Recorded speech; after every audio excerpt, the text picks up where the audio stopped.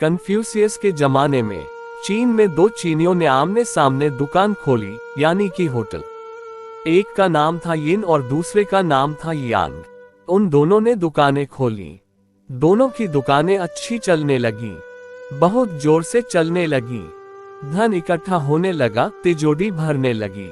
लेकिन दोनों का दुख भी बड़ा होने लगा। जैसा कि अक्सर होता है, सफलता के साथ ना मालूम कैसी गहरी उदासी आने लगती है, क्योंकि आप अकेले ही सफल नहीं होते, दूसरा भी सफल हो रहा होता है। दोनों परेशान हो गए। दोनों की दुकान अच्छी चलती है, भीड़ भड़का होता है, ग्राहक काफी आते हैं, लेकिन दोनों परेशान हो गए। दोनों का हृदय चाप बढ़ गया। दोनों की नींद हराम हो गई, अनिद्रा पकड़ गई।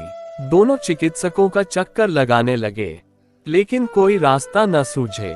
धन बढ़ता गया और बेचैनी बढ़ती चली गई। बेचैनी यह थी कि दोनों अपने अपने काउंटर पर बैठकर देखते थे कि दूसरे की दुकान में कितने ग्राहक जा रहे हैं। उनकी गिनती करते थे।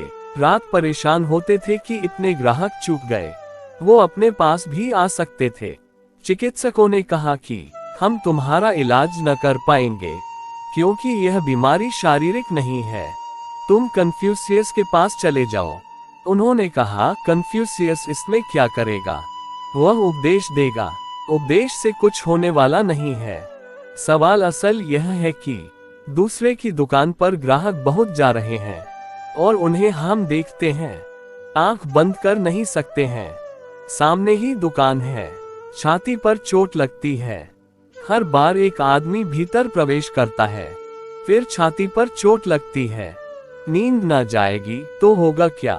फिर भी चिकित्सकों ने कहा, तुम कन्फ्यूशियस के पास जाओ, वह आदमी होशियार है और वह आदमी की गहरी बीमारियों को जानता है। वे दोनों गए। कन्फ्यूशियस ने तरकीब बताए और वह काम कर गई और दोनों स्वस्थ हो गए। बड़ी मजेदार तरकीब थी। शायद ही इस जमीन पर किसी और होशियार आदमी ने ऐसी तरकीब कभी बताई हो। कन्फ्यूशियस ने कहा, पागलो, बड़ा सरल सा इलाज है। दुकानें चलने दो, तुम एक दूसरे के काउंटर पर बैठने लगो। यिन यांग के काउंटर पर बैठे, यांग यिन के काउंटर पर बैठे, तब तुम दोनों का चित्त बड़ा प्रसन्न होगा। दूसरे की दुकान में जो घुस रहे हैं, वे अपनी ही दुकान में जा रहे हैं। तुम ऐसा कर लो। और कहते हैं, उन दोनों ने ऐसा कर लिया और उस दिन से उनकी सब बीमारियां समाप्त हो गईं। वे दिन भर बैठे मजा लेते रहते कि ठीक, काफी लोग जा रहे हैं अपनी दुकान में, वह दूसरे की दुकान अपनी हो गई। अब जिस दिन कोई परमात्मा को झांक लेता है, उस दिन सब दुकानें अपनी हो जाती हैं, सब कुछ अपना हो जाता है। उस दिन भीतर की प्रफुल्लता का कोई अंत नहीं है।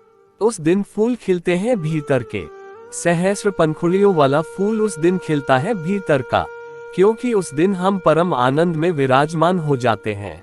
इसलिए ये बात जीवन में याद रखना कि सब लोग अपने हैं, सब अपना है, सारा विराट अपना है।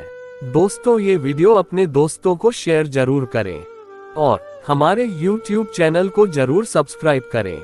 आपका बहुत बहुत धन्यवाद।